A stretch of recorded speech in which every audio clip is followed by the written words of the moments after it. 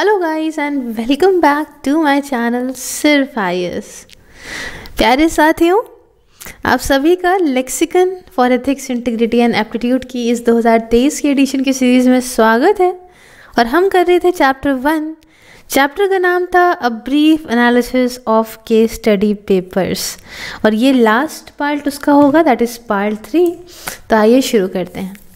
साथियों, कई सारी केस स्टडीज़ को हमने इसके अंदर आपके साथ डिस्कस किया है और नेक्स्ट केस स्टडी जो आपको बताने वाली हूँ वो है relation between permanent executive and political executive and politicisation of bureaucracy के बारे में।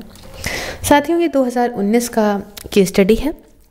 इसके अंदर अगर बात करें कि इस केस के अंदर कौन कौन से कॉन्सेप्ट्स इन्वॉल्व थे, तो इसमें एक तो था प्रॉपर्टी इन गवर्नेंस का, और इन सब चीज़ों को हम पुराने अपने लेक्चर्स में डिस्कस करते आ रहे हैं और आगे इन सबको चैप्टर वाइज भी अच्छे से एक्सप्लेन करा गया है। तो फिलहाल आप केस स्टडीज़ पे ध्यान देते रहिएगा।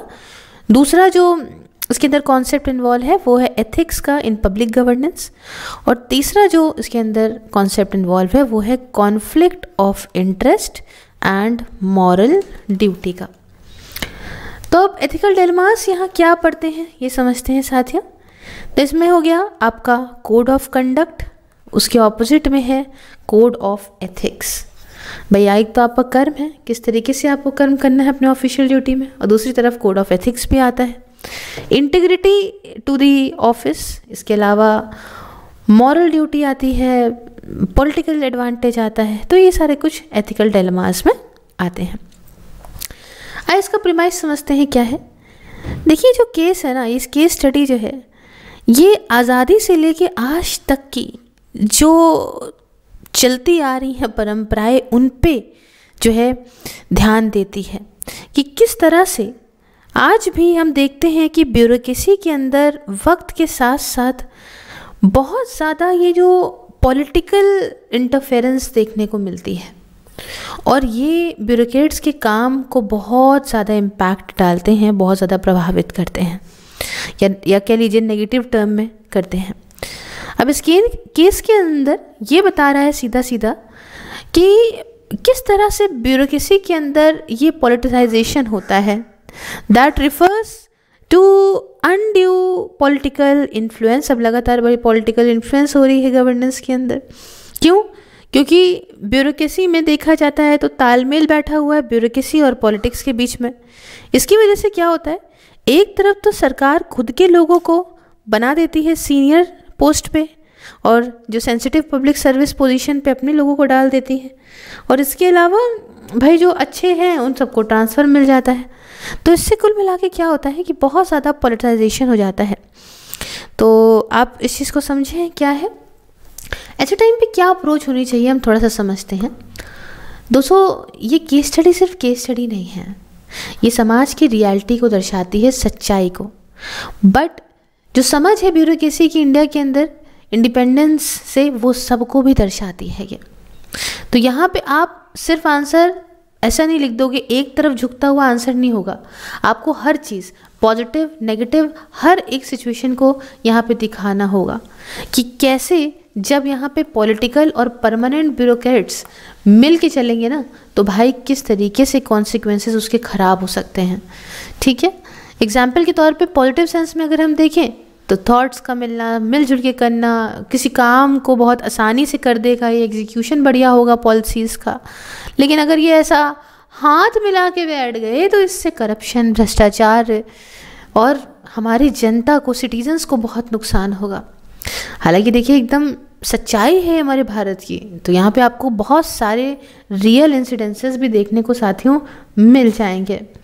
ठीक है, तो अभी बात करें इसकी, तो जैसे कि अभी आपने देखा होगा कि सीबीआई को अभी कुछ साल पहले केज पैरेट कहा गया था ना, 2G स्पेक्ट्रम स्कैम आया था, कोल स्कैम आया था। तो आखिरी में ट्रांसपेरेंसी और अकाउंटेबिलिटी इसे डिस्कस करा जाएगा पॉजिटिव नोट पर। तो ये सारी कहानी है जो हमने यहाँ पे डिस्कस करी है। नेक्स्ट केस स्टडी की बात करते हैं।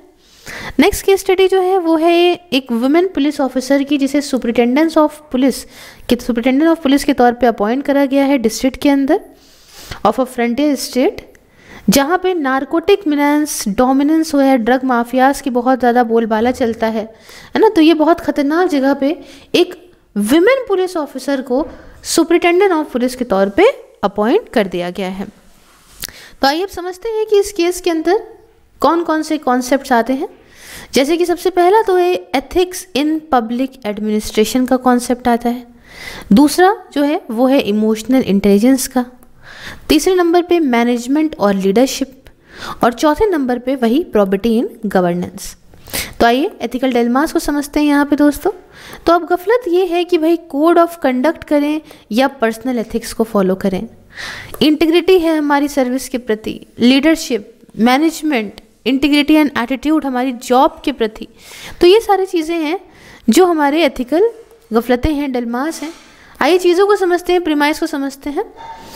तो the menace of narcotics and drug circulation, ये जो है ना, ये ड्रग का इस तरीके से जाल, इस तरीके से इधर से उधर होना, ये एक बहुत बड़ा खतरा है किसी भी सोसाइटी के लिए। इस पे बैन लगाना बहुत ज़रूरी है। लेकिन कुछ ऑफिसर्स, पॉलिटिशियंस, पुलिस ऑफिसर्स वगैरह वो खुद ही ऐसे तालमेल बना के बैठे हैं इन डिस्ट्रीब्यूटर्स के साथ में ड्रग के, अपने खुद के फ़ायदे के लिए। तो ये ध्यान नहीं देते कि यूथ कैसा हो रहा है, आज के नौजवानों को क्या नुकसान हो रहा है, किस तरीके से इनकी ज़िंदगियां बर्बाद हो रही हैं।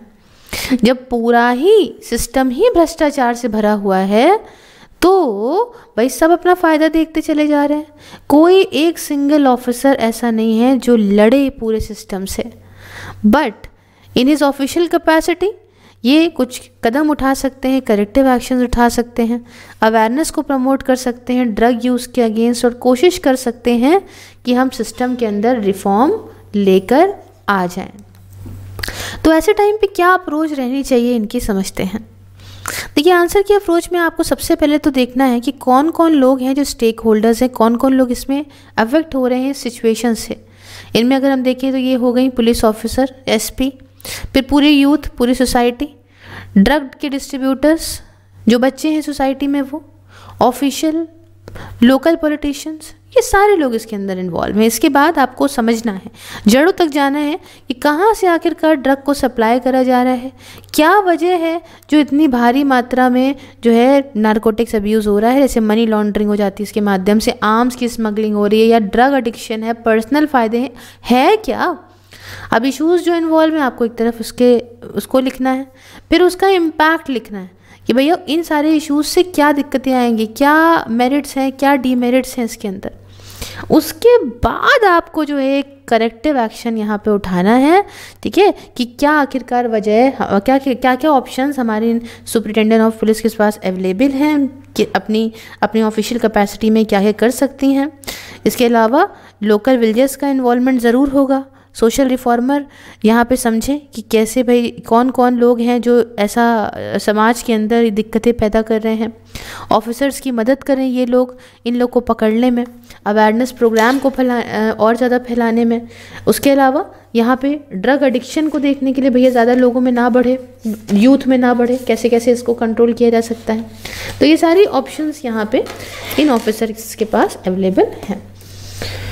आगे बढ़ते हैं साथियों, नेक्स्ट केस स्टडी की तरफ बढ़ते हैं। केस स्टडी कहती है increasing concern in India to develop effective civil service ethics, code of conduct, transparency measures, ethics and integrity systems and anti corruption agencies 2019 का एक क्वेश्चन है।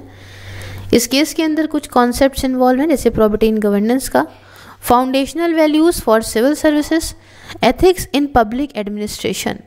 ये सारे कॉन्सेप्ट इसके अंदर आप पाएंगे। एथिकल डिलेमा बताऊं तो ethical standards, ethical competence, integrity for the service, civil services reforms, ये सब इसके अंदर आते हैं। आइए इसकी थोड़ा प्रीमाइस को समझाती हूँ आपको क्या है क्या नहीं है। देखिए ये केस स्टडी नहीं है एक्चुअली में, बट आज की सिचुएशन को देखते हुए एकदम प्रैक्टिकल चीज़ है ना, कि किस तरीके से एथिकल स्टैंडर्ड्स गिरते चले जा रहे हैं सिविल सर्वेंट्स के बीच में, और इसके लिए कोई कदम नहीं उठाया जा रहा है कंट्रोल करने के लिए। इसको एडमिनिस्ट्रेशन फोकस कर रहा है कि किस तरीके से हम यहाँ पे एथिकल जो आपके कंडक्ट्स हैं उनको और ज़्यादा जो है बढ़ाएं, ऐसा करें अंदर इंटरनल लेवल पे, सिविल सर्वेंट्स के बीच में बढ़ाएं। और इसके चलते 3 अप्रोचेस को सामने रखा गया है। क्या कि भाई प्रमोट करना है किसे, एथिकल वैल्यूज़ को, कॉम्पिटेंस को और एथिकल स्टैंडर्ड्स को इन सिविल सर्वेंट्स के अंदर। अब देखिए ये सब चीज़ें जो टर्म आप देखते चले जा रहे हो ये बहुत इजी टर्म्स हैं और इन सबको मैंने पहले एक्सप्लेन कर दिया है, तो आप ये मत सोचिएगा कि मैम खाली आप बोल रही हैं, यहाँ का बता रही हैं, फिर इसका हिंदी बता दीजिए, इसका पाकिस्तानी बता दीजिए, है ना, क्योंकि ऑलरेडी बहुत ज़्यादा एक्सप्लेन्ड है। अब एक ही चीज़ को बार बार करने से लेक्चर बहुत लंबा हो जाता है, ठीक है।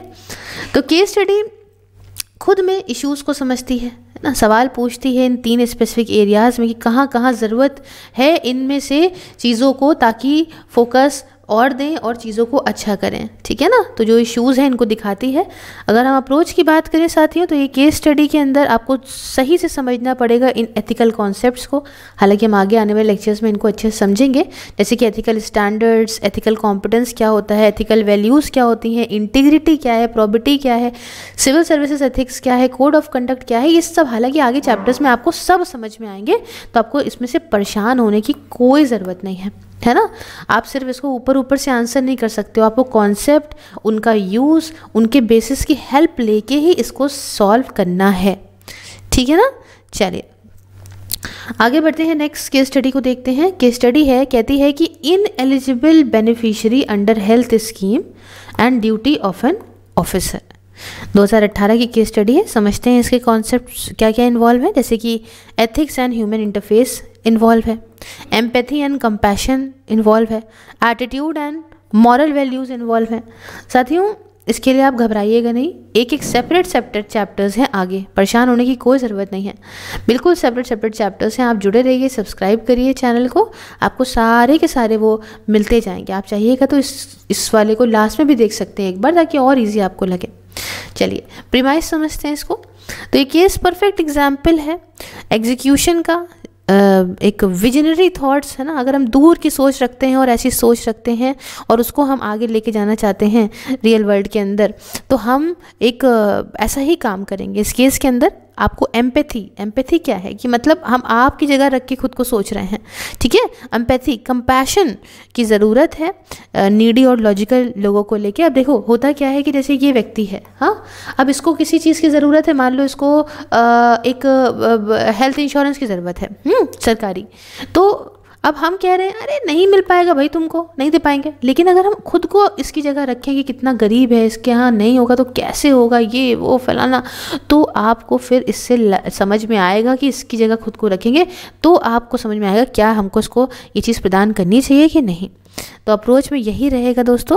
ये आंसर ये कहता है सिचुएशन को समझो, ठीक है, ऑल्टरनेटिव्स को समझो, अच्छे आर्ग्यूमेंट्स लेकर आओ, उसके बेसिस पे चीज़ों को समझो और फाइनली सजेस्ट करो ऑफिसर को कि आपको कैसे क्या करना चाहिए, ठीक है। इसके आपके सपोर्टिव स्टेटमेंट होना चाहिए, क्यों आपको एक साइड क्यों ले रहे हो, तो इसके लिए आपके पास एक रीज़न होना चाहिए। उसके बाद नेक्स्ट केस स्टडी के साथियों बात करते हैं, जो कि है compassion of income tax officer for a philanthropic doctor. 2018 की केस स्टडी है साथियों। इस केस के अंदर कौन कौन से कॉन्सेप्ट है? पहला तो एथिक्स इन पब्लिक एडमिनिस्ट्रेशन, दूसरा है एथिक्स इन ह्यूमन इंटरफेस, तीसरा है प्रॉपर्टी इन गवर्नेंस और चौथा है conflict of interest and moral duty, ठीक है। ये 4 तरह के जो है वो आपको कॉन्सेप्ट इनके अंदर मिलेंगे देखने को। आइए इसकी प्रीमाइस को समझते हैं साथियों। पहला तो एक केस जो दिया है ये एक ऑफिसर की क्षमता को पहचानना चाहता है कि आप वर्ड्स ऑफ रूल को फॉलो करते हो, ठीक है, या इम्प्लीमेंट करते हो स्पिरिट ऑफ रूल फॉर्म को। अभी मैं आपको समझाती हूँ क्या चीज़ें हैं। देखो इसमें मेन चीज़ क्या है इस केस स्टडी के अंदर, देखो सीधी सीधी बात है कि इसके अंदर एटीट्यूड की ये चाहती है, इस सिचुएशन में एटीट्यूड की ज़रूरत पड़ती है विद द एम्प्टीट्यूड ऑल्सो, ताकि आप इस सिचुएशन को डील कर सको। अब एटीट्यूड क्या है, एम्प्टीट्यूड क्या है, कैसे क्या होगा, तो ये सब चीज़ें बहुत कोई टफ नहीं है। एटीट्यूड नाम से एक अलग डिफरेंट चैप्टर दिया हुआ है। फिलहाल तो आपके अंदर आपके जो है स्वभाव को लेके चीज़ें क्या हैं क्या नहीं हैं, तो वो सब आएंगी, तो उसके लिए आपको टेंशन लेने की इतनी ज़रूरत नहीं है। अब ऐसे अगर मीनिंग वाइज में बता दूं तो आप पे कौशल ना, आपके जो है आपकी कितनी कुशलता है उस बेसिस पे यहाँ पे काम होगा। क्या आपका किसी चीज़ को लेके एक तो समझ आप एलिजिबिलिटी क्या है, एबिलिटी क्या है, स्किल क्या है, आपकी योग्यता क्या है, इस हिसाब से लेके चीज़ें को देखा जाएगा। और बाकी आगे एक परफेक्ट एक एक चीज़ का एक एक पूरा चैप्टर दिया है, तो आप बिल्कुल चिंता मत करिएगा, ठीक है। तो आइए अप्रोच इसकी लेते हैं। अप्रोच में ये है कि जो क्वेश्चन है वो खुद में सजेस्ट करता है क्या क्या ऑल्टरनेटिव अवेलेबल है इस सिचुएशन में, और आंसर के अंदर आपको सब कुछ चाहिए कि पॉजिटिव क्या हो, नेगेटिव क्या चीज़ हो, किस तरह से हमें काम करना है, बेसिक कॉन्सेप्ट आप एथिक्स के क्या डालोगे, उसके बाद आप चूज़ करिए उनमें से कि हम कौन सा कोट डालते हैं अपने आर्ग्यूमेंट को जो फेवर करता हो। तो इससे आपका बिल्कुल 100% बढ़िया आंसर बन के तैयार होगा। आपको पूरे क्या मतलब मैक्सिमम नंबर प्रोवाइड होंगे इसके अंदर, ठीक है। आइए नेक्स्ट केस स्टडी की बात करेंगे, जो कि है prohibition of liquor in backward area and maintenance of law and order. 2018 की केस स्टडी है। इसके अंदर जो कॉन्सेप्ट्स इन्वॉल्व है वो हैं ethics and human interface, aptitude, emotional intelligence और मैनेजमेंट एंड लीडरशिप का। इसको पूरा समझते हैं क्या है। देखिए इस केस के अंदर एक यूनिक नेचर दिया गया है, ना कि कोई गफलत नहीं, डिलेमा नहीं पैदा हो रहा है एक सिचुएशन को लेके, ठीक है ना। मतलब यहाँ समझिए कि इन्फॉर्मेटिव मेजर्स प्रोवाइड मतलब प्रदान करने हैं with empathy from the civil servant. इसको समझ लीजिए अब क्या है कि प्रोहिबिशन रोक लगानी है लिकर के अंदर बैकवर्ड एरिया में, और लॉ एंड ऑर्डर का मेंटेनेंस रखना है। तो अब आपको अपने ऊपर ये लेना है कि ये सब होगा तो समाज कितने अच्छे से आगे जिएगा। तो सिविल सर्वेंट सिर्फ इसलिए वहाँ नहीं है कि हम जो किताब में लिखा है, जो रूल लिखे हैं, सिर्फ उसको फॉलो करना है सिचुएशन को टैकल करने के लिए, बल्कि आप अपने दिमाग से उपज एक इनोवेटिव आइडियाज़ को भी ला सकते हो जो ज़्यादातर जनता का भला करें, और इन सबसे जनता का नुकसान होता है। तो दोनों तरफ से सोचना है कि सरकारी प्रॉफिट भी देखना है, भाई एक तरह से देखा जाए तो लिकर से प्रॉफिट भी है, सिविल सर्वेंट के सामने दोनों चीज़ें आ गई सामने, और इससे नुकसान भी है। तो क्या है क्या नहीं, इसको आपको लेना है। तो अप्रोच क्या आपकी रहेगी, अप्रोच ये रहेगी, आप बैलेंस अप्रोच के लिए लेके चलिए। ये एक सही कदम उठाना है लॉ एंड ऑर्डर को लेके, साथ में सजेस्ट करना है कि किस तरीके से हम यहाँ पे मेजर उठाएं ताकि उस जगह पे प्रॉपर मेंटेनेंस हो चीज़ों का, और एसपी कंसल्ट करे सीनियर ऑफिसर्स के साथ में, एक्चुअल प्रॉब्लम को एक्सप्लेन करे, ठीक है ना। तो इस तरीके से कैसे क्या हो सकता है चीज़ों को समझा जा सकता है। लास्ट में बात आती है कि closing of a polluting factory which is leading to unemployment, ठीक है। अब इस केस में क्या इन्वॉल्व है समझते हैं, मतलब हिंदी में इसको समझ लिया कि एक पोल्यूशन फैलाने वाली फैक्ट्री है ना, उसको बंद करा जा रहा है। क्यों? क्योंकि उसकी वजह से पोल्यूशन फैल रहा है, लेकिन इससे बेरोज़गारी भी तो आ जाएगी ना, इतने लोग अनएम्प्लॉयड हो जाएंगे। तो इस केस के अंदर अगर मैं कॉन्सेप्ट्स की बात करूं तो इसमें एथिक्स इन पब्लिक एडमिनिस्ट्रेशन आता है, प्रॉपर्टी इन गवर्नेंस है, conflict of interest and emotional intelligence है, और इन्वायरमेंटल एथिक्स है। तो अब इसमें प्रीमाइस समझते हैं दोस्तों चल क्या रहा है। देखिए केस आपसे क्या कह रहा है आपको ये देखना है कि लोगों का भी फ़ायदा हो और स्टेट का भी फ़ायदा हो, दोनों चीज़ें देखनी है ना। पर्टिकुलर सिचुएशन ही ऐसी है, बहुत इजी होता है सही या गलत में चूज़ करना, लेकिन ये बहुत मुश्किल होता है जब ग्रे एरियाज़ होते हैं कि आपको कुछ भी पूरी तरह से सही नहीं है, कुछ भी पूरी तरह से गलत नहीं है।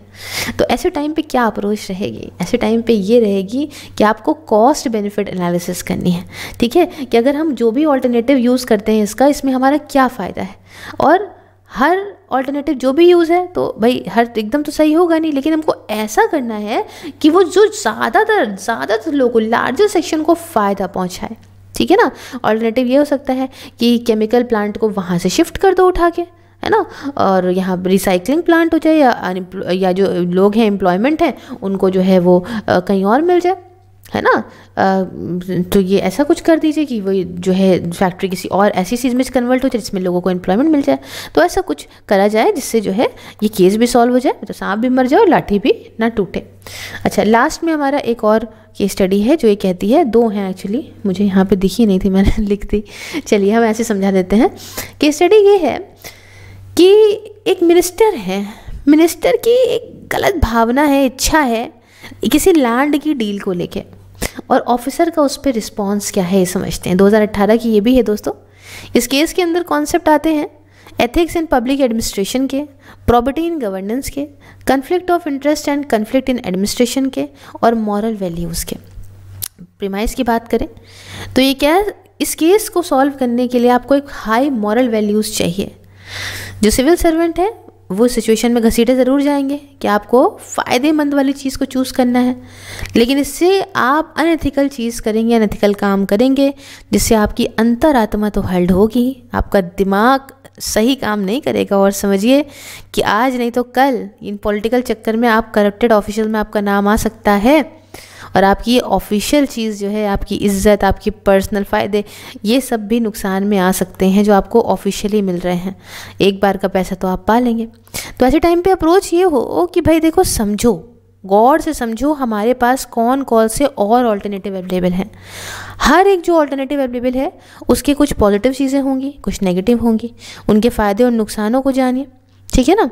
और जो है इस सिचुएशन में यहाँ पे आपको जनता का भला ज़्यादातर देखना है, और जो लीस्ट, जो सबसे ख़राब, जो मतलब ऐसा जिसमें सबसे कम लॉस हो, सबसे ज़्यादा फ़ायदा हो, ऐसा ऑल्टरनेटिव ढूंढिए, और उस प्रोडक्टिव एग्रीकल्चर फील्ड का और ग्रीन ट्रीज़ का।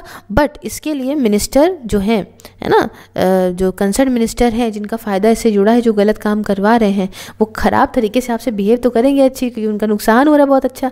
ऑफिसर को हटाया भी जा सकता है प्रोजेक्ट से, उनका ट्रांसफ़र भी करा सकता है बहुत दूर दराज के इलाकों में जहाँ पे कुछ भी ना हो।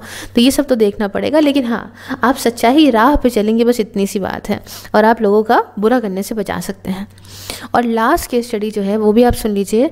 तो उसमें है जो स्नोडेन विसल ब्लोइंग थी ना, अगर आपको नहीं पता तो एक विसल ब्लोअर का काम किया था, और सारे के सारे रिवील कर दिए गए थे कुछ डॉक्यूमेंट्स, है ना। तो इसके बारे में हमने पूरी तरह से आपको बताया है अपनी बहुत सारी सीरीज़ में। फ़िलहाल तो हम इसमें भी आपको बताएंगे, लास्ट में इसके एक चैप्टर में भी आपको डिस्कस करेंगे, लेकिन ये बहुत फेमस है और कई बार हमने आपको इस बारे में डिस्कस करके भी बताया है। तो ये जो केस है इसके अंदर बहुत सारी चीज़ें आती हैं। स्नोडेन विसल ब्लोइंग के केस में बहुत चीज़ें आती हैं कि कॉन्फ्लिक्ट ऑफ इंटरेस्ट है, हालांकि इसमें भी हम आपको प्रीमाइस बताएंगे क्या हुआ क्या नहीं, समझिए फ़िलहाल को।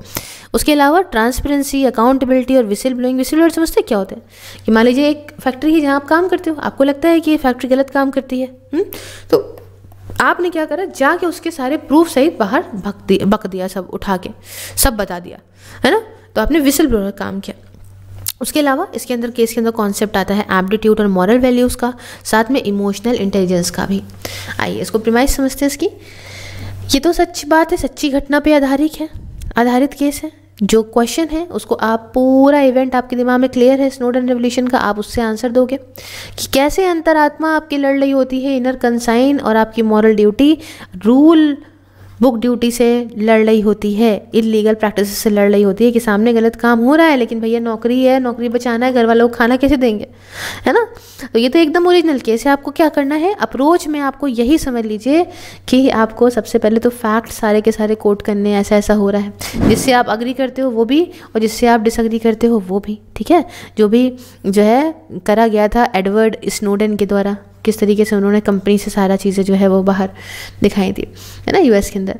तो जो बेसिक्स हैं वो भी डिस्कस करे गए हैं, ताकि जो है इसका जो स्टेटमेंट है वो क्लैरिफाई हो सके, ठीक है। और क्या कहते हैं आपका, इसके अलावा उसके सबमिट करिए कि अगर आप अग्री करते हैं कोई चीज़, ठीक है ना, तो क्या है बात, है ना, अग्री करते हैं, वैलिड डॉक्यूमेंट्स देते हैं, लाइक मॉरल ड्यूटी ऑफिसर की ये होनी चाहिए, उसके अंतरात्मा इनर कंसाइंस, राइट काम करना चाहिए, ठीक है, अगर इस तरीके का चीज़ें हो रही हैं। और अगर नहीं अग्री करते हैं तो आप एग्जाम्पल ये भी दीजिए कि क्या है हमारी इंटीग्रिटी है ड्यूटी को लेके या नेशन को लेके हमारी, तो हम उसको कॉम्प्रोमाइज़ नहीं कर सकते, कुछ एग्जाम्पल भी दीजिए। अच्छा, थोड़ा सा आपको बता दूँ, नहीं तो आप सोचेंगे कि मैम ने कहाँ पढ़ा दिया, क्या पढ़ा दिया। देखो भैया, एडवर्ड जोसेफ स्नोडेन ये एक अमेरिकन और नेचुरलाइज्ड रशियन सिटीजन थे, जो कि एक कंप्यूटर इंटेलिजेंस कंसल्टेंट भी थे और विसल ब्लोअर थे, जिन्होंने लीक कर दिया था हाईली क्लासिफाइड इन्फॉर्मेशन को नेशनल सिक्योरिटी एजेंसी से 2013 में, और जहाँ पे वो एम्प्लॉय थे और सब कॉन्ट्रैक्टर थे। तो ये कहानी, इन पे पिक्चर भी बन रखी है, अच्छा, आंसर राइटिंग के लिए क्या अप्रोच होनी चाहिए, ठीक है बताती हूँ। देखिए एक इम्पॉर्टेंट बात समझिए, ठीक है ना, आपको बहुत ज़्यादा ही भी हाई मॉरल वैल्यू वाला आंसर भी नहीं करना है, क्योंकि आपको बात क्या है ना कि बहुत बहुत अच्छी अच्छी बातें कर लेंगे तो कोई गर्लफ्रेंड तो है नहीं कि चांद तारे ला दूंगा वाली सीन है। प्रैक्टिकल सिचुएशन को ध्यान में रखते हुए आंसर देना है कि आपके सामने सच में ये आएगा तो आप क्या करोगे, ठीक है ना। तो थ्योरेटिकल चीज़ों में बहुत ज़्यादा मत कूद जाइएगा, यूपीएससी तो कहते ही आप खुद को भगवान बता दो, तो आपको ये नहीं करना है, आपको प्रैक्टिकल होकर आंसर दें। इतना अच्छा मत बनिए, कोई नहीं होता। हाँ, तो ऐसा कन्वेंशनल आंसर अगर आप दोगे तो आपको एवरेज मार्क्स मिलेंगे, बट आपको एक्स्ट्रा ऑर्डिनरी रिवॉर्ड चाहिए एग्जामिनर से, तो आपके आंसर में सच्चाई उसको दिखनी चाहिए, ये समझ लीजिए। एक बात मत भूलिएगा, रिलेटिव मोरालिटी एक क्वालिटी है एंड उसको आपको ध्यान रखना है, ठीक है। और रिलेटिव की तरफ आप जितना झुकोगे एक तरफ और मोरालिटी की तरफ दूसरी तरफ, तो ये आपको दिखाएगा कि आप कितने सच्चे हो क्या नहीं हो। तो ये सारी चीज़ें खैर कॉन्सेप्ट वाइज तो हम बताते रहेंगे, क्योंकि इस वाली किताब के अंदर तो ये है, मतलब एक अलग ही चैप्टर डाला गया। अब लेक्सिकन ऑफ केस स्टडी अभी हम ये समझेंगे, तो केस स्टडी में भी हम समझेंगे क्या ऑल्टरनेटिव हो सकता है, क्या हो सकता है। काफ़ी अच्छी लेक्सिकन जो है अपनी किताबों को करता जा रहा है, ठीक है। चलिए तो ख़त्म करते हैं इसको यहाँ पे, इस चैप्टर को। Thank you so much for watching. If you want to support me in my work, do join my channel and ये सब जो सोशल मीडिया के लिंक्स हैं डिस्क्रिप्शन बॉक्स में, इसमें व्हाट्सएप का भी, आप मुझे वहाँ भी ज्वाइन कर सकते हैं। तब तक के लिए मिलती हूँ नेक्स्ट वीडियो में। जय हिंद, जय भारत।